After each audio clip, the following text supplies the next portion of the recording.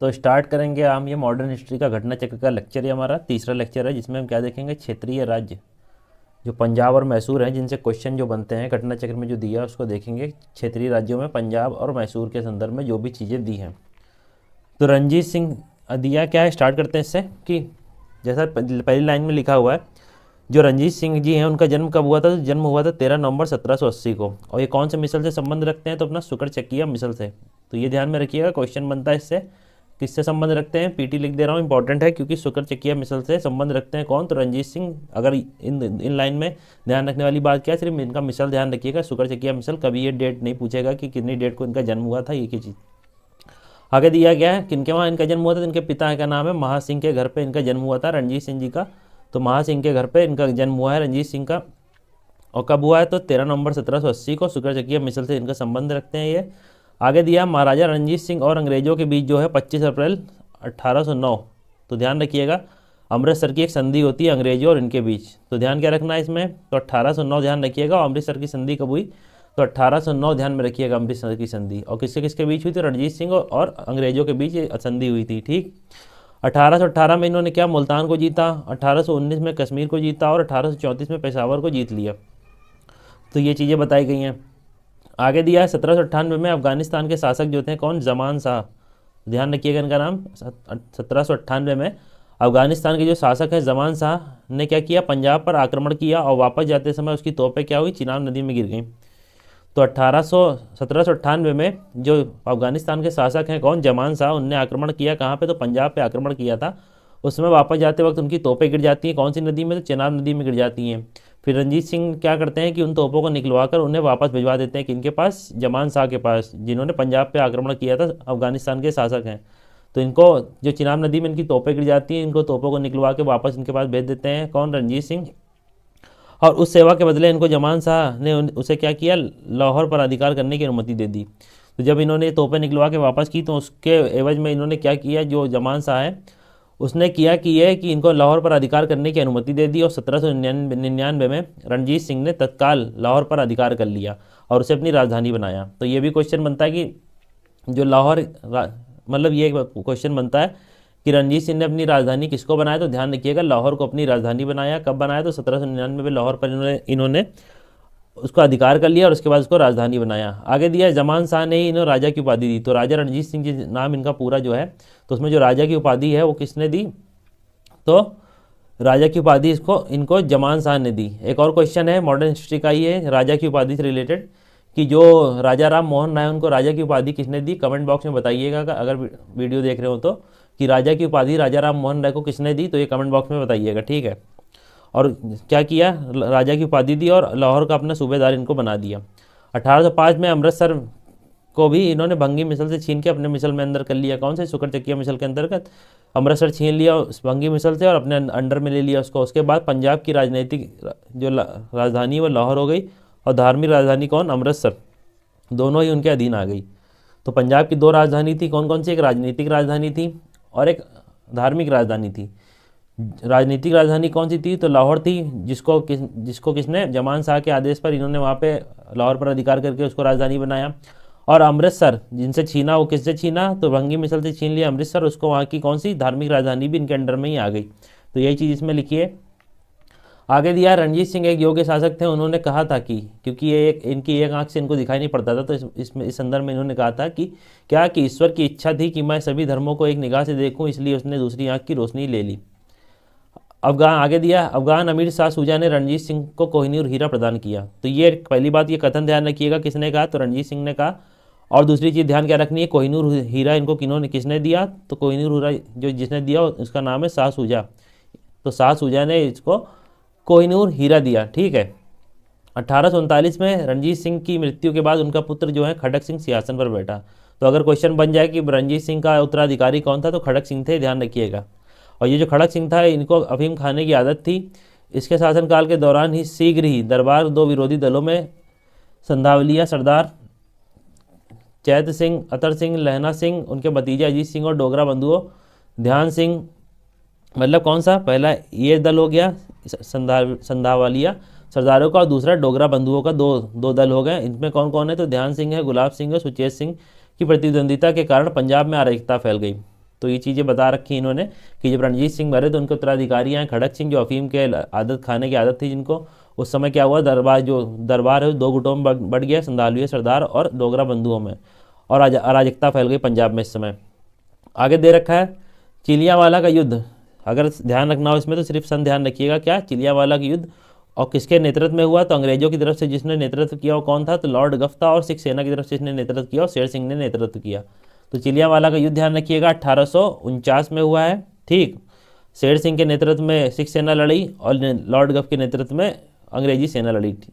युद्ध क्या था, अनिर्णायक समाप्त हुआ, ठीक। और इस युद्ध के समय भारत का गवर्नर जनरल जो था वो कौन था, लॉर्ड डलहौजी था।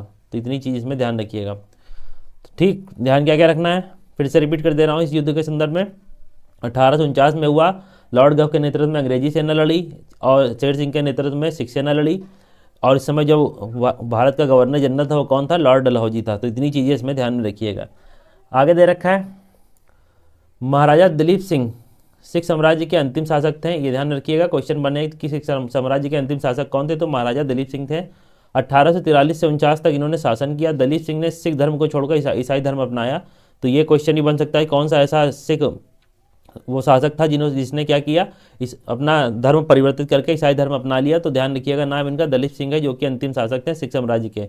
और रूस की यात्रा भी की। निधन इनका कहाँ होता है, तो पेरिस में होता है 1893 में। तो पेरिस में इनका निधन होता है 1893 में, ये चीज़ ध्यान रखिएगा। और इंग्लैंड में इनकी अंत्येष्टि हुई है। तो ध्यान क्या रखना है, दिलीप सिंह के संदर्भ में अंतिम शासक थे सिख साम्राज्य के, धर्म परिवर्तन किया, ईसाई धर्म अपनाया, पेरिस में मृत्यु हुई, रूस की यात्रा भी इन्होंने की। तो इतनी चीज़ें इसमें देख लीजिएगा। आगे दिया है क्या, 1849 द्वितीय आंग्ल सिख युद्ध की समाप्ति पर अंग्रेजों द्वारा पंजाब का विलय कर लिया गया। तो सेकंड आंग्ल सिख युद्ध अगर पूछ ले कब हुआ था, तो ध्यान में रखिएगा 1849 में सेकंड आंग्ल सिख युद्ध हुआ था, जब 1849 में ही चिलियावाला का भी युद्ध हुआ है। लेकिन चिलियावाला का जो युद्ध हुआ है वो जनवरी में हुआ है, और आंग्ल सिख युद्ध हुआ है तो ये 1849 में हुआ है, ठीक है। इतनी चीज़ ध्यान रखिएगा। दिया है कि द्वितीय आंग्ल सिख होता है, सिख युद्ध होता है, उसकी समाप्ति पर अंग्रेज जो है उन्होंने क्या किया, पंजाब पर अधिकार कर लेते हैं और उसका विलय कर लेते हैं ब्रिटिश साम्राज्य में, और दलित सिंह को पेंशन देकर ब्रिटेन भेज दिया जाता है। पंजाब के ब्रिटिश साम्राज्य के में विलय के बाद लॉर्ड डलहौजी ने 1849 में पंजाब पर शासन करने के लिए 3 लोगों की एक परिषद का गठन किया। तो जब अंग्रेज क्या करते हैं, पंजाब को अपने अंडर में ले लेते हैं, कब, द्वितीय जो आंग्ल सिख युद्ध होता है उसके बाद अंग्रेज जब पंजाब को अपने अंडर में ले लेते हैं, तो पंजाब में शासन करने के लिए वो क्या करते हैं, एक परिषद का गठन करते हैं। उस परिषद में कौन कौन होता है, तो सर हेनरी लॉरेंस होते हैं को अध्यक्ष बनाया जाता है, जॉन लॉरेंस और चार्ल्स ग्रेनविल मानसेन को सदस्य के रूप में नियुक्त किया जाता है। तो 3 सदस्य कौन कौन से हो गए, अध्यक्ष थे हेनरी लॉरेंस, जॉन लॉरेंस दूसरे अन्य सदस्यों में आएंगे, और चार्ल्स ग्रेनविल मानसेले जो हैं वो भी अन्य सदस्यों के रूप में नियुक्त किया जाता है। तो 3 सदस्यों में ये हो गए। और ये किस लिए गठन किया गया, पंजाब में जो शासन अच्छे से चल सके, इस चक्कर में क्या गठन किया गया इस परिषद का अंग्रेजों द्वारा। आगे दिया है कि प्रथम आंग्ल मैसूर युद्ध कब होता है, तो ये प्रीलिम्स पॉइंट ऑफ व्यू से ध्यान रखिएगा 1767 से 49, ठीक है। प्रथम आंग्ल सिख युद्ध कब होता है, 1767 से 49, 1767 to 69 में प्रथम आंग्ल सिख युद्ध होता है, ध्यान रखिएगा। इस युद्ध में क्या होता है, सॉरी ये आंग्ल सिख में बोल रहा हूँ, प्रथम आंग्ल मैसूर युद्ध यहाँ पे लिखा है। तो आंग्ल मैसूर युद्ध कब होता है, पहला 1767 to 69। तो कब होता है, 1767 to 69, ध्यान रखिएगा। आंग्ल मैसूर युद्ध पहला, इसमें क्या होता है, हैदर अली विजय होते हैं, और इस दौरान जो गवर्नर होता है वो कौन होता है, वेरलेस्ट होता है, ठीक। तो और ये युद्ध में किससे समाप्त होता है, मद्रास की संधि से समाप्त होता है। तो इतनी चीज़ इसमें ध्यान रखिएगा। अगर आपको एक बात पता होगी कि कोई भी युद्ध होता है जब उसकी समाप्ति होती है तो समाप्ति के बाद एक संधि होती है, हिस्ट्री में ये रिवाज चलता रहा है। तो अगर आपको युद्ध की लास्ट ईयर पता है, जैसे 67 to 69 यहाँ पे लिखा है, तो अगर कभी भी संधि होगी युद्ध की समाप्ति तो एंड में होगी। तो 69 में संधि होती है, कौन सी, मद्रास की संधि। अगर कोई कभी पूछ ले और आपको संधि की याद ना हो कि कौन से ईयर में हुई है, लेकिन युद्ध पता हो कब से कब तक चला है, तो लास्ट वाला जो ईयर होगा उसी ईयर में क्या होती है, संधि होती है। तो वही जैसे यहाँ पे 1749 में युद्ध की समाप्ति होती है, 1767 से 49 तक चला है, 1749 कह रहा हूँ, 1769 तक का जो युद्ध चला है, तो 69 में ही संधि हो गई जब युद्ध समाप्त होगा। संधि कौन सी हुई है, मद्रास की संधि, ध्यान में रखिएगा। ज़्यादातर केसेस में यही मिलेगा कि जो अंतिम युद्ध खत्म होता है जब युद्ध, उसके बाद ही संधि मिलेगी देखने को। तो इतनी चीज़ ध्यान में रखिएगा। क्या, प्रथम आंग्ल मैसूर युद्ध के संदर्भ में कि पहले डेट या मतलब ईयर ध्यान रखिएगा कब से कब तक, तो 1767 to 69 हैदर अली विजय होते हैं, मद्रास की संधि कराई जाती है, और गवर्नर जनरल कौन थे अंग्रेज की तरफ से, अंग्रेज कौन था उस समय गवर्नर, तो वेरलेस था, ठीक। अब द्वितीय आंग्ल मैसूर युद्ध देख लेते हैं, इसमें क्या क्या ध्यान रखने वाली बात है। तो द्वितीय आंग्ल मैसूर युद्ध में कब से कब तक होता है, तो 1780 से 84 तक। द्वितीय आंग्ल मैसूर युद्ध कब से कब तक है, तो 1780 से 84। हैदर अली ने क्या किया, निज़ाम और मराठों को अपने साथ मिलाकर क्या किया, अंग्रेजों के विरुद्ध एक मोर्चा बनाया। जुलाई 1780 में हैदर अली ने कर्नाटक पर आक्रमण कर दिया तथा कर्नल बेली के अधीन अंग्रेजी सेना को हराकर आरकाट पर अधिकार कर लिया। तो आरकाट पर अधिकार जब करते हैं तो आरकाट पे घेरा डालते हैं। तो आपको पता होगा, अगर आपने हिस्ट्री पढ़ी हो, सब लेक्चर जब लूँगा अलग से तब अच्छे से बताऊंगा जब आरकाट का घेरा कैसे डालते हैं, ये सब सारी चीज़ें क्या थी। तो वही बताते हैं क्या कि कर्नल बेली के अधीन कौन सी अंग्रेजी सेना हारी। तो ये पूछ ले, सेकंड आंग्ल जो मैसूरी चला था उसमें अंग्रेजों का नेतृत्व कौन सी सेना, अंग्रेजों की सेना का नेतृत्व कौन कर रहा था, तो कर्नल बेली कर रहा था। और हैदर अली ने क्या किया, कर्नाटक पर आक्रमण किया और उसके बाद क्या किया, आरकाट पर आक्रमण करने के बाद कर्नल बेली के दिन जो सेना थी उसको हराकर आरकाट पर अधिकार कर लिया। इसी दौरान टीपू ने हेक्टर मुंडो की सेना को पोलीलूर नामक, कहाँ पे, पोलीलूर नामक स्थान पर हराया था। तो अगर ये क्वेश्चन आपसे पूछे टीपू ने कौन से युद्ध में अंग्रेजों की सेना को हराया था, तो ध्यान रखिएगा पोलीलूर नामक स्थान पर, जो सेकंड एंग्लो मैसूर वॉर चल रहा था उसी बीच में एक लड़ाई होती है, उसी में पोलीलूर नामक स्थान पर टीपू सुल्तान हेक्टर मुंडो को हराता है। 1781 में हैदर अली का सामना अंग्रेज जनरल जो होते हैं आयरकूट से होता है, जिसे पोर्टो नोवो, पोलीलूर और सोलिंगूर में हैदर अली को परास्त किया।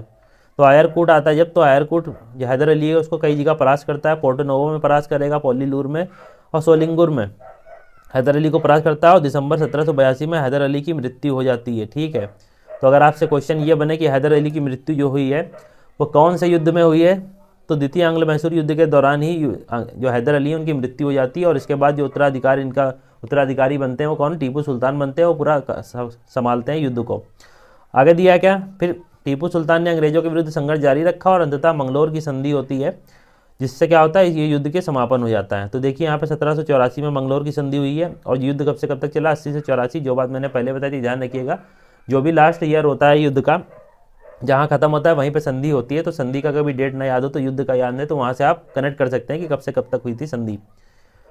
आगे दिया, टीपू सुल्तान ने फिर क्या करता है, जब हैदर अली की मृत्यु के बाद टीपू सुल्तान उत्तराधिकारी बनता है उनका, तो संघर्ष जारी करता है, युद्ध चलता रहता है। उसके बाद मंगलौर की संधि होती है। पहले वाले में कौन सी, मद्रास की संधि होती है, दूसरे में मंगलौर की संधि होती है। मंगलौर की संधि के बाद टीपू क्या करता है, कुछ कार्यों में लग जाता है अपने, जिसमें से पहला कार्य क्या करता है, श्रीरंगपट्टनम को अपनी राजधानी बनाता है और यहाँ जैकोबिन क्लब की स्थापना करता है, उसका सदस्य बनता है। साथ ही उसने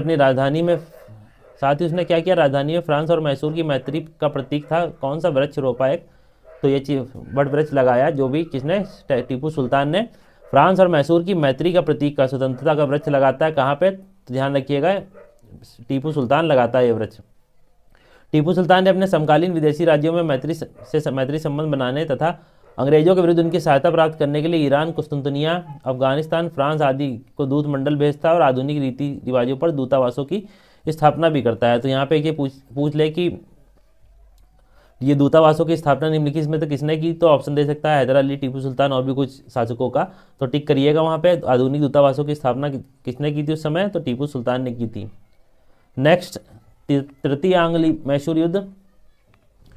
तो तृतीय आंग्ल मैसूर युद्ध की डेट ध्यान रखिएगा, 90 से 92। ठीक, कब से कब तक, तो 90 से 92, 1790 to 92 में है थर्ड एंग्लो मैसूर वॉर। तो तृतीय आंग्लो मैसूर का अवसान कब, श्रीरंगपट्टनम की संधि द्वारा होता है। तो मतलब क्या होता है, श्रीरंगपट्टनम की संधि के बाद तृतीय आंग्लो मैसूर युद्ध समाप्त होता है। इस संधि में क्या होता है, अंग्रेजों की ओर से कार्नवालिस और मैसूर से टीपू सुल्तान शामिल होते हैं। तो कार्नवालिस ये संधि करता है कौन सी, श्रीरंगपट्टनम की, और ये कौन से युद्ध में होती है संधि, तो तृतीय आंग्लो मैसूर युद्ध में होती है। ठीक, इतनी चीज़ ध्यान रखिएगा। और कब होती है, 1792 में होती है, ये चीज़ ध्यान रखिएगा।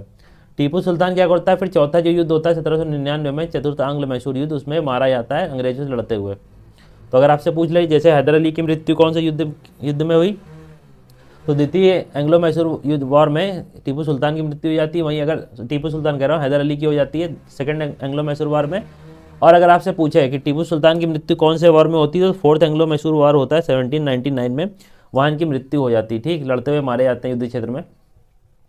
इसके कुल के सदस्य, मतलब इसके जो वंशज होते हैं, मतलब इसके जो वंश होता है उसके सदस्यों को क्या करते हैं, वेल्लोर में कैद कर लिया जाता है और इस युद्ध के समय अंग्रेजी सेना का जो नेतृत्व था वो कौन करता है? वेलेस्ली और स्टुअर्ट ने अपना नेतृत्व प्रदान किया। किसने किसने?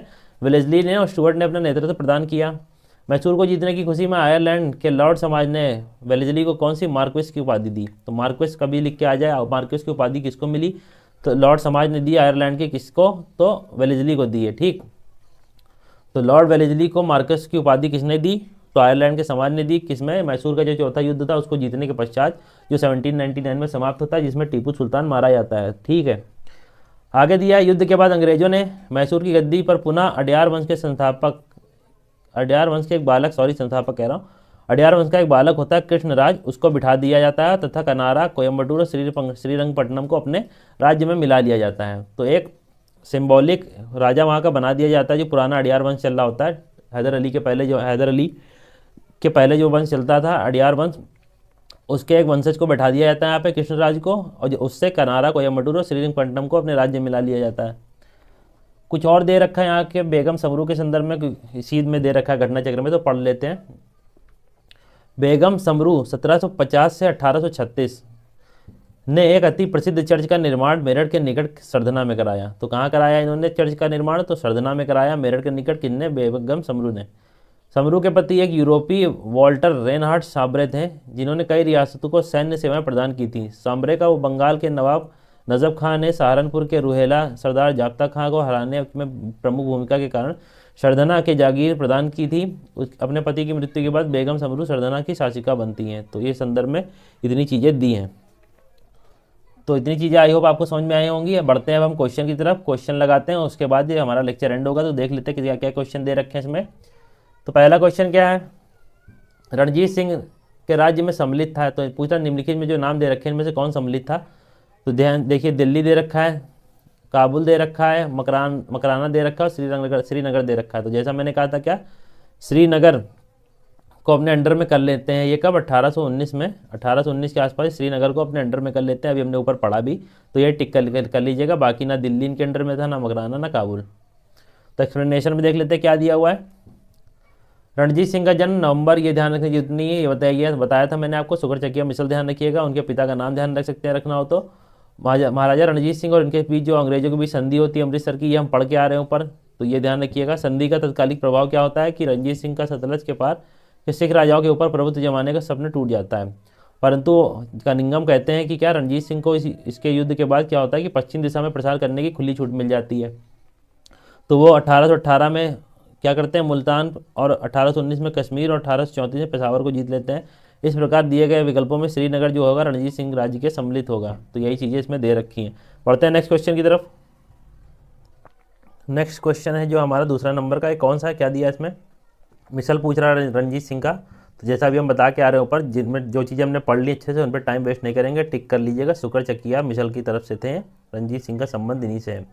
नेक्स्ट है, महाराजा रणजीत सिंह के राज्य की राजधानी क्या थी? तो जैसा हमने बताया था, लाहौर वो जीत लेते हैं 1799 में। जीत क्या लेते हैं? मतलब लाहौर इनको मिल जाता है, तो उसके बाद इनको राजधानी बना लेते हैं लाहौर को। तो किसके कहने पर? जमान शाह के कहने पर क्या करते हैं? जमान शाह कहता है कि अधिकार कर सकते हैं आप लाहौर पे, और जब लाहौर पे अधिकार कर लेते हैं 1799 में, तो उसको अपनी राजधानी बना लेते हैं। तो यही दिया उसमें, लाहौर टिक कर लीजिएगा, राइट आंसर। नेक्स्ट क्वेश्चन है, क्या रणजीत सिंह ने किस स्थान पर अदालत आला की स्थापना की? तो अदालत आला की स्थापना कहाँ पे की? तो ऑप्शन दे रखा है, ए अमृतसर, बी लाहौर, सी फिरोजपुर, या डी मुल्तान। तो राइट आंसर है क्या? लाहौर पे अदालत आला की इन्होंने क्या किया? स्थापना की। रणजीत सिंह की न्याय व्यवस्था कठोर थी। राज्य की सर्वोच्च जो अदालत थी उसका नाम क्या था? तो अदालत आला था, और यह अदालत लाहौर में स्थित थी। रणजीत सिंह स्वयं उसके प्रधान न्यायाधीश थे। तो न्याय का काम भी यही करते थे रणजीत सिंह उस समय, तो यही स्वयं न्यायाधीश थे उसके, अदालत आला के। और कहाँ पे? तो लाहौर में इसका स्थापना की गई थी, जिसका नाम है अदालत आला। नेक्स्ट क्वेश्चन, पांचवा, सुप्रसिद्ध कोहिनूर हीरा किससे प्राप्त हुआ इनको? तो ऑप्शन दे रखा है, ए शाह शुजा, बी जमान शाह, सी दोस्त मोहम्मद, या डी शेर अली। तो शाह शुजा जैसा भी हम पढ़ के आ रहे हैं, ध्यान रखिएगा। एक्सप्लेनेशन में देख लेते हैं फिर से। पंजाब अहमद शाह अब्दाली के साम्राज्य का भाग था। 73 में क्या होता है कि उसकी मृत्यु हो जाती है। उसके पश्चात होता है मुल्तान और कश्मीर इत्यादि कुछ छोटे छोटे भागों को छोड़कर शेष पर सिख मिसलों का अधिकार हो जाता है। उधर अफगानों के आंतरिक झगड़ों के कारण रणजीत सिंह को अपनी स्थिति दृढ़ करने का अवसर मिल जाता है, और 1800 में अहमद शाह अब्दाली का पुत्र जो होगा शाह शुजा, जो पौत्र है शाह शुजा, काबुल की गद्दी पर बैठता है, लेकिन जब काबुल की गद्दी पर वो बैठता है तो उसके भाई जो हैं महमूद, उन्होंने क्या किया, शक्तिशाली बरगजई सरदारों जो फतेह खां और दोस्त मोहम्मद की सहायता से उसे 1809 में स्थापित कर दिया जाता है तथा स्वयं कश्मीर और पेशावर का अधिकार कर लेता है। तो इसी अवसर पर शाह सूजा ने काबुल का राज्य प्राप्त करने के लिए रणजीत सिंह से सहायता मांगते हैं और सहायता के एवज में वो क्या भेंट करते हैं इनको, तो कोह-ए-नूर या कोहिनूर इनको भेंट करते हैं। तो कौन इनको भेंट करता है, तो शाह सूजा, देख लिया। ठीक है, बढ़ते हैं नेक्स्ट क्वेश्चन की तरफ। किसने बताया था कि ईश्वर की इच्छा है कि मैं सभी धर्मों को एक निगाह से देखूं, इसलिए उसने दूसरी आंख की रोशनी ले ली मेरी। तो जैसा मैंने स्टार्टिंग में ही बताया था और कई बार पॉइंट करके फोकस करके बताया है कि किसने कहा था, तो महाराजा रणजीत सिंह ने कहा था। नेक्स्ट क्वेश्चन, महाराजा रणजीत सिंह के उत्तराधिकारी, तो ऑप्शन ए है हरि सिंह नलवा, बी खड़क सिंह, सी शेर सिंह या डी नौनिहाल। तो राइट आंसर टिक कर लिएगा, खड़क सिंह थे, जो अफीम खाने की भी इनको बहुत आदत थी। तो इतनी चीज़ें इसमें ध्यान रखिएगा, पढ़ के आए सब चीज़ें हम। अंतिम राजा सिख साम्राज्य का तो कौन था, तो अंतिम राजा जो सिख साम्राज्य था दलीप सिंह थे, अभी हम पढ़ के आए हैं। महाराजा दलीप सिंह सिख साम्राज्य के अंतिम शासक थे, 1843 से 49 तक, 1843 टू 49 तक ये शासन करते हैं, रूल करते हैं। कहाँ पे, तो अंतिम सिख राज्य में। नेक्स्ट है 9वां नंबर क्वेश्चन, पंजाब के पूर्व महाराजा दलीप सिंह के विषय में निम्नलिखित में से कौन सा कथन सत्य है, कथन सत्य बताना में। तो ए दे रखा है 23 अक्टूबर 1893 को निधन पेरिस में होता है इनका। बी दे रखा है नासिक में उनकी अंत्येष्टि हुई। और सी दे रहा उन्होंने कभी सिख धर्म नहीं छोड़ा। या डी वह कभी रूस नहीं गए। तो यहाँ नहीं हटा लीजिएगा, रूस भी जा चुके हैं वो, सिख धर्म छोड़ा, सिख धर्म छोड़ के क्या करते हैं, ईसाई धर्म अपना लेते हैं। तो यहाँ हटा लीजिए, सिख धर्म छोड़ा और ईसाई धर्म अपनाया, ठीक। और इधर रूस गए हैं यात्रा पे, अंत्योष्टि इनकी नासिक में ना होकर कहाँ होती है, इंग्लैंड में होती है, और पेरिस में ही इनका निधन होता है। तो यही सब चीज़ें दे रखी हैं एक्सप्लेनेशन में, देख लीजिए फिर से। फ्रांस में क्या होते हैं, इनकी मृत्यु होती है, बाकी कथन असत्य हैं। सिख धर्म छोड़कर ईसाई अपनाते हैं, रूस की यात्रा करते हैं, अंत्येष्टि इंग्लैंड में होती है। नेक्स्ट है 10वां, सिख साम्राज्य का अंतिम शासक कौन था। तो जैसा भी हम ऊपर पढ़ के आए हैं जस्ट, कि दलीप सिंह थे सिख साम्राज्य के अंतिम शासक। नेक्स्ट है पंजाब के विलय के पश्चात पंजाब पर शासन करने के लिए निम्नलिखित में कौन 3 परिषद का सदस्य नहीं था। जो 3 परिषद बनाई गई थी उसका कौन सदस्य नहीं था, ये पूछ रहे हैं। तो ऑप्शन दे रखे हैं, नहीं बताना जो सदस्य नहीं था। तो ऑप्शन दे रखा है एम इलियट, हेनरी लॉरेंस और जॉन लॉरेंस और रॉबर्ट मॉन्टगोमरी। तो इलियट और ये रॉबर्ट मॉन्टगोमरी दोनों सदस्य नहीं थे जो 3 परिषद बनाई गई थी, ठीक है। सेकेंड एंग्लो अफगान वॉर के बाद, एंग्लो सिख वॉर के बाद सॉरी। तो पंजाब में राज्य करने के लिए परिषद बनाई जाती है, उसमें ये दोनों सदस्य थे। ये बाकी पहला और जो चौथा है ए और डी है वो सदस्य नहीं थे। तो एक्सप्लेनेशन देख लेते हैं क्या दिया हुआ है इसमें।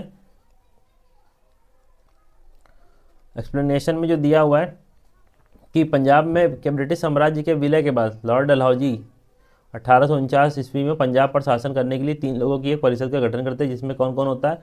अध्यक्ष होते हैं हेनरी लॉरेंस, ठीक, तथा उनके अलावा अन्य 2 सदस्य होते हैं जॉन लॉरेंस और चार्ल्स ग्रेनविल मानसेल की नियुक्ति की गई। एम.एच. इलियट और रॉबर्ट मॉन्टगोमरी सदस्य, इस परिषद जो बनी थी उसके सदस्य संबंधित नहीं थे। नेक्स्ट क्वेश्चन 12 नंबर पूछ रहा है कि जो फर्स्ट एंग्लो मैसूर वॉर होता है उसमें विजयी कौन हुआ था। तो अभी हमने फोकस करके इस पर बताया था 2 से 3 बार कि हैदर अली और अंग्रेजों में युद्ध चल रहा होता है, हैदर अली इसमें विजयी होते हैं। तो देख लेते हैं एक्सप्लेनेशन में। एंग्लो मैसूर वॉर जो होता है, पहली चीज़ ध्यान रखने वाली कि मैंने बताया था पहले, इसका टाइम याद रखिएगा 67 टू 69 और मद्रास की संधि होती है, ठीक है। तो यही देखते हैं क्या दिया है। हैदर अली अंग्रेजों के मध्य युद्ध होता है, निजाम मराठे हैदर के विरुद्ध एक त्रिगुट संधि में सम्मिलित होते हैं। हैदर ने अपनी कूटनीतिक सूझबूझ से त्रिगुट को भंग करने का प्रयास किया और मराठों को धन देकर और निजाम को कुछ प्रलोभन देकर क्या करता है, अपने मिला लेता है अपने गुट में, और फिर कर्नाटक पर आक्रमण करता है। अंग्रेजों की प्रारंभिक सफलता के कारण निजाम क्या अंग्रेजों की तरफ भाग जाता है। फिर हैदर अली ने उत्साहपूर्वक लड़ते हुए 1768 में मंगलोर पर अधिकार कर लेते हैं और मार्च 1789 में सेनाएं मद्रास तक जा पहुंचती हैं। अंग्रेजों ने व्यवस्था के में हैदर अली की शर्तों पर क्या किया, मद्रास की संधि की। तो यही चीज़ दिया रखी इसमें, क्वेश्चन बना था यूपी पीसीएस मेंस में, तो ध्यान रखिएगा। नेक्स्ट है 13 नंबर क्वेश्चन, किसने 1755 में डिंडीगुल मैसूर में एक आधुनिक शस्त्रागार की स्थापना की। तो डिंडीगुल मैसूर में किसने आधुनिक शस्त्रागार की स्थापना की, तो टीपू सुल्तान ने की, सॉरी हैदर अली ने की, ध्यान रखिएगा। ऑप्शन दे रखा है ए नंदराज, बी हैदर अली, सी देवराज या डी चिक्का कृष्णराज। तो किसने डिंडीगुल मैसूर में एक आधुनिक शस्त्रागार की स्थापना की, तो हैदर अली ने। नेक्स्ट देखते हैं क्या एक्सप्लेनेशन में देख लेते हैं। 1742 में वेंकट राय के नेतृत्व में मैसूर सेना ने डिंडीगुल पर विजय प्राप्त की। 1755 में मैसूर के महाराजा ने स्थिति को संभालते हुए हैदर अली को डिंडीगुल भेजा। 55 में हैदर अली ने डिंडीगुल पर कब्जा कर लिया और इस किले के को एक सैन्य चौकी में बदल दिया और बाद में हैदर अली मैसूर का वास्तविक शासक बन गया और 1777 में उन्होंने पुरशीन मीर साहब को डिंडीगुल का गवर्नर नियुक्त किया। नेक्स्ट क्वेश्चन बढ़ते हैं। 14 नंबर क्वेश्चन, ब्रिटिश जनरल जिसने हैदर अली को पोर्टो नोवो को युद्ध में हराया था, तो आयरकूट है, अभी हम पढ़ के आए, ऊपर टिक कर लीजिएगा। हैदर अली का सामना अंग्रेज जनरल आयरकूट से हुआ जिसने पोर्टो नोवो के युद्ध में हैदर अली को परास्त किया। Next question 15वां number, Tipu Sultan ने अपनी राजधानी कहाँ बनाई, तो श्रीरंगपट्टनम में राजधानी बनाई। वहीं थर्ड एंग्लो मैसूर वार की ट्रीटी भी होती है 17, अभी देख लेंगे कौन से ईयर में, याद नहीं आ रहा मुझको, अभी पढ़ के आया मैं भूल गया। तो श्रीरंगपट्टनम में ही थर्ड एंग्लो मैसूर युद्ध की संधि भी होती है, वहीं इसने अपनी राजधानी बनाई। टीपू सुल्तान ने राजधानी बनाई और जैकोबिन क्लब का सदस्य बना। ठीक है, ये सब चीज़ें हम अभी पढ़ के आ रहे हैं। नेक्स्ट है 16वां नंबर क्वेश्चन, कौन भारतीय शासक ऐसा था जिसने क्या किया, आधुनिक पद्धति से दूतावासों की स्थापना की, तो हैदर अली दे रखा ऑप्शन ने, बी मीर कासिम, सी शाह आलम द्वितीय या डी टीपू सुल्तान। तो ध्यान रखिएगा विदेशों में दूतावास की आधुनिक पद्धति की स्थापित जिसने की, तो टीपू सुल्तान ने ही की थी। नेक्स्ट है 17वां नंबर क्वेश्चन, टीपू सुल्तान ने ब्रिटिश सेना को 1780 में हराया, तो ए दे रखा है हैदराबाद में, बी पोलीलूर में, सी सेरिंगपट्टनम में या डी निज़ामाबाद में। तो ध्यान रखिएगा पोलीलूर में टीपू सुल्तान ने ब्रिटिश सेना को हराया। ये सेकंड जो एंग्लो मैसूर वार चल रहा होता है, सेकंड एंग्लो मैसूर वार, उसमें ही टीपू सुल्तान क्या करता है, श्रीरंगपट्टनम में पोलीलूर में अंग्रेज ब्रिटिश सेना को हराता है। ठीक है, एक्सप्लेनेशन देख लेते हैं क्या दे रखा है। हैदर अली टीपू सुल्तान ने मराठों तथा निजाम के साथ एक समझौता कर लिया, फ्रांसीसी सहायता का वचन ले लिया, कर्नाटक पर जुलाई 1780 में आक्रमण करके अरकाट पर अधिकार कर लिया था। तत्पश्चात टीपू ने क्या किया, हेक्टर मुंडो की सेना को पोलीलूर नामक स्थान पर हराया। तो ये चीज़ ध्यान में रखिएगा। तो अब क्या पूछे, ये कौन से सेकंड एंग्लो मैसूर वार में होता है कि टीपू सुल्तान क्या करता है, हेक्टर मुंडो के नेतृत्व में एक सेना होती है पोलीलूर में, उसको वहाँ पे हराता है।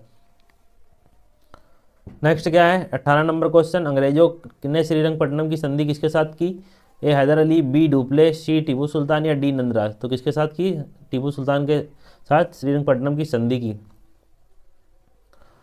Third Anglo Mysore war 1790 to 92, 1790 से 92। तो ध्यान रखिएगा 90 से 92 में है तृतीय एंग्लो मैसूर युद्ध का अवसान श्रीरंगपट्टनम की जो संधि होती है उसी से होता है। इस संधि में अंग्रेजों की ओर से कॉर्नवालिस, ध्यान रखिएगा श्रीरंगपट्टनम की संधि है उसमें अंग्रेजों की तरफ से कौन होता है, तो कॉर्नवालिस होता है और टीपू सुल्तान होता है इधर से।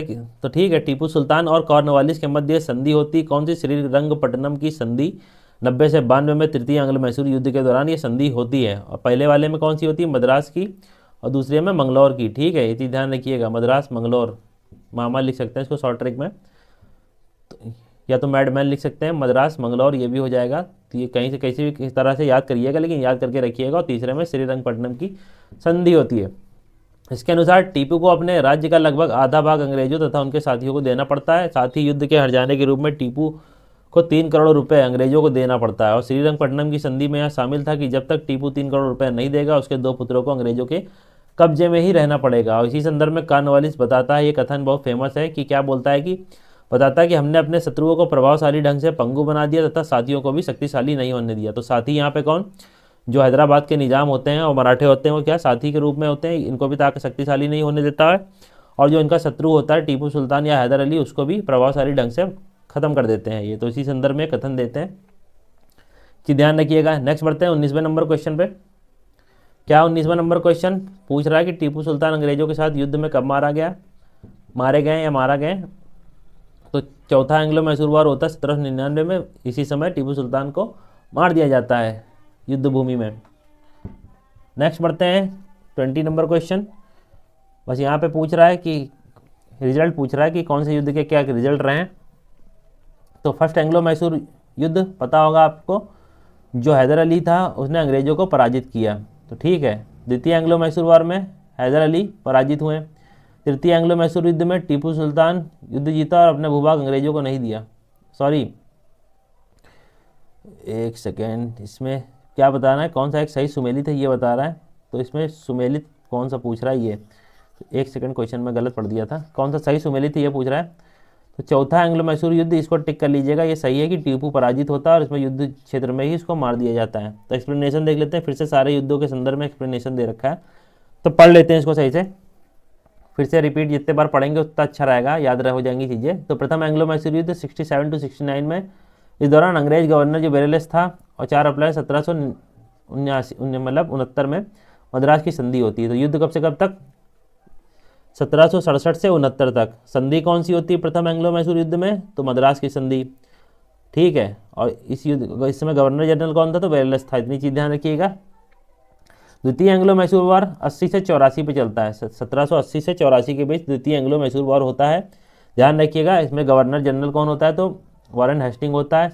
और यह क्या होता है, 1784 में मंगलौर की संधि के साथ समाप्त होता है युद्ध, द्वितीय एंग्लो मैसूर वार। और इसी युद्ध में क्या होता है, जो हैदर अली है इसी युद्ध के दौरान मर जाता है, ठीक है, उनकी डेथ हो जाती है हैदर अली की इसी युद्ध के दौरान, द्वितीय एंग्लो मैसूर युद्ध के दौरान इनकी मृत्यु भी हो जाती है।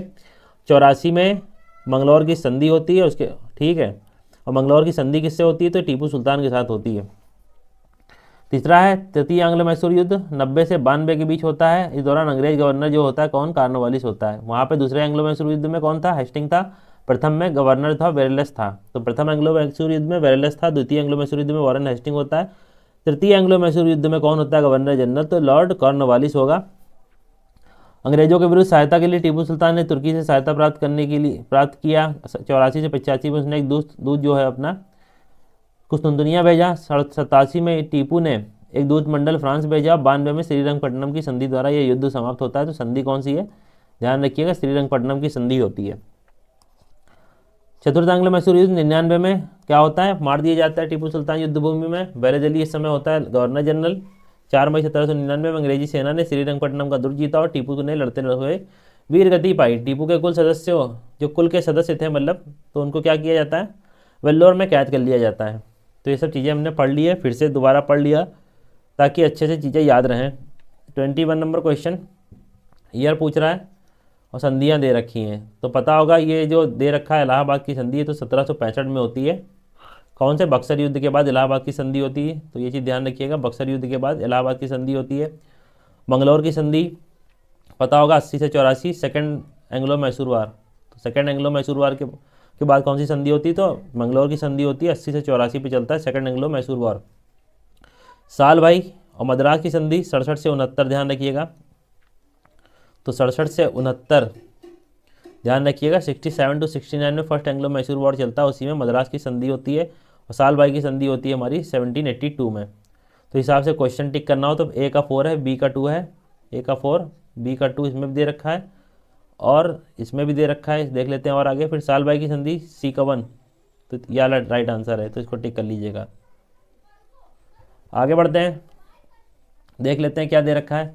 प्रथम संधि जो होती है इलाहाबाद की 12 अगस्त को होती है और द्वितीय संधि होती है 16 अगस्त को होती है। इलाहाबाद की संधि कब होती है, ये बक्सर के युद्ध के बाद क्लाइव के नेतृत्व में ये इलाहाबाद की संधि होती है, ये चीज़ ध्यान रखिएगा।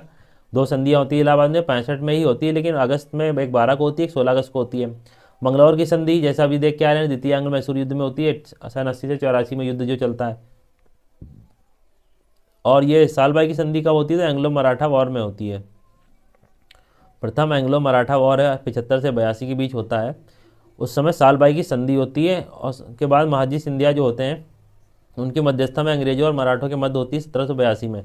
मद्रास की संधि प्रथम एंग्लो मैसूर युद्ध जैसा भी हम बता के आए हैं, तो इसको टिक कर लीजिएगा। हो गया क्वेश्चन। नेक्स्ट है क्या, बेगम समरू एक अति प्रसिद्ध चर्च का निर्माण कराया, तो कहाँ पे कराया, जैसा भी हम पढ़ के आए सरदना में कराया बेगम समरू ने चर्च का निर्माण, ध्यान में रखिएगा इसको अच्छे से। आगे क्वेश्चन क्या दे रखा है, कौन सा कथन सही नहीं है, ये चीज़ फोकस करके रखिएगा। कभी भी क्वेश्चन पढ़ेंगे तो ये चीज़ जरूर फोकस करिएगा कि सही नहीं है और सही है क्या पूछ रहा है, फिर उसके बाद क्वेश्चन आंसर टिक करिएगा। तो क्या सही नहीं है ये बताना है। दे रखा है अली मर्दान खान ने बंगाल में राजस्व कृषि पद्धति प्रारंभ की। बी दे रखा है महाराजा रणजीत सिंह ने लाहौर में तोपों का निर्माण के लिए आधुनिक ढलाई कारखाने स्थापित किए। सी आमेर के सवाई जय सिंह ने यूक्लिड के रेखागणित के तत्वों को संस्कृत में अनुवाद कराया। मैसूर में टीपू सुल्तान ने श्रृंगेरी मंदिर में माँ देवी शारदा का मूर्ति का लिए धन के निर्माण के लिए क्या दिया, चंदा दिया। तो इसमें जो आपको पता होगा राइट आंसर ए रहे। देख लेते हैं एक्सप्लेनेशन में। रणजीत सिंह ने तोप खानों पर अधिक बल दिया। लाहौर तथा अमृतसर में तोप गोले बारूद बनाने के कारखाने लगाए। तो कहाँ कहाँ? लाहौर और अमृतसर में रणजीत सिंह ने क्या किया? तोप गोले बारूद बनाने के लिए कारखाने लगाए। आमेर के जो सवाई माधव जय सिंह थे, उन्होंने क्या किया? यूक्लिड के रेखा गणितों के तत्व का संस्कृत में अनुवाद कराया। सवाई जय सिंह ने क्या किया? जयपुर, दिल्ली, बनारस आदि नगरों में क्या किया? 5 वेधशालाएं भी बनवाई। टीपू सुल्तान ने श्रृंगेरी मंदिर में शारदा देवी की मूर्ति के निर्माण के लिए धन दिया था। और जबकि बंगाल में राजस्व कृषि पद्धति प्रारंभ करने का श्रेय किसको? अली मर्दान को नहीं, बल्कि किसको जाता है? मुर्शीद कुली खान को जाता है। ठीक है, तो यहाँ पे सिर्फ एक, ये तीनों के तीनों सही हैं, बस यहाँ हटा दीजिएगा अली मर्दान, लिख दीजिएगा मुर्शीद कुली खान। ठीक है, तो नाम एक जैसे मिलते हैं ऑप्शन बनाने वाले, इसी हिसाब से इसको मुर्शीद कुली खान के ध्यान रखिएगा। मुर्शीद कुली खान के ने क्या किया? राजस्व कृषि पद्धति प्रारंभ की। कहाँ पे? बंगाल में, तो उसी को श्रेय जाता है ये। 24वां नंबर क्वेश्चन, पानीपत के तृतीय युद्ध में अहमद शाह अब्दाली ने इब्राहिम लोदी को परास्त किया, बता रहे हैं। तो क्या इस समय इब्राहिम लोदी थे? नहीं, सदाशिवराव भाऊ थे। तो ये चीज़ ध्यान रखिएगा, उनका नाम दूसरा कि तृतीय एंग्लो मैसूर युद्ध में टीपू सुल्तान की मृत्यु हुई। तो टीपू सुल्तान की तृतीय नहीं, चतुर्थ एंग्लो मैसूर युद्ध में हुई, जैसा भी पढ़ के आ रहे हैं 1799 में। तीसरा दर्जा, प्लासी के युद्ध में सिराजुद्दौला की पराजय के लिए मीर जाफर ने अंग्रेजों के साथ मिलकर षड्यंत्र रचा। तो राइट आंसर इसमें यही है, बाकी पहला और दूसरा गलत है। एक्सप्लेनेशन देख लेते हैं। 14 जनवरी 1761 3 युद्ध होते हैं पानीपत के, आपको पता होगा। 1526 में होते हैं इब्राहिम लोदी। ठीक है, 1526 में फर्स्ट एंग्लो कह रहा हूँ, 1526 में पानीपत होता है पहला, दूसरा 56 में होता है, और ये जो तीसरा है हमारा 1761 में होता है। पानीपत की तीसरी लड़ाई में अहमद शाह अब्दाली ने सदाशिवराव भाऊ के नेतृत्व में वाली मराठा जो सेना थी उसको बुरी तरह परास्त किया। JN सरकार के अनुसार महाराष्ट्र में संभवतः ही कोई परिवार ऐसा नहीं होगा जिन्हें कोई ना कोई संबंधी ना खोया हो, तथा कुछ परिवारों का तो सर्वनाश ही हो गया था। 90 से 92 में तीसरा एंग्लो मैसूर युद्ध होता है, जिसमें टीपू सुल्तान केवल पराजित होता है, मृत्यु नहीं होती है उसकी। चतुर्थ एंग्लो मैसूर युद्ध होता है, उसमें मृत्यु होती है टीपू सुल्तान की। और प्लासी का युद्ध तो पता ही होगा, 1757 में होता है, जून 1757 में प्लासी का युद्ध होता है, 23 जून के आसपास। उसमें मीर जाफर ने अंग्रेजों से मिलकर सिराजुद्दौला के विरुद्ध षड्यंत्र रचा, और अन्य षड्यंत्रकारियों में कौन कौन थे? साहूकार थे, जगत सेठ, रायदुल्लभ, अमीर चंद प्रमुख थे। केवल तीसरा कथन सही है। तो ये वीडियो लेक्चर हमारा खत्म होता है। आई होप आपको वीडियो लेक्चर अच्छा लगा होगा। अगर अच्छा लगा हो तो वीडियो को लाइक कर दीजिएगा, चैनल पे नए हैं तो सब्सक्राइब कर लीजिएगा, और कोई कमी रह जाती है तो कमेंट करके बताइएगा। और लेक्चर की PDF के लिए ये हमारा टेलीग्राम चैनल है Kansai GS for IAS PCS का, इसको ज्वाइन कर लीजिएगा, वहाँ आपको लेक्चर की PDF मिल जाएगी। कोई डाउट एंड क्वेरी हो तो आप हमसे यहाँ पर डायरेक्ट आके पूछ सकते हैं। ठीक है, तो मिलते हैं नेक्स्ट वीडियो लेक्चर में, तब तक के लिए गुड बाय।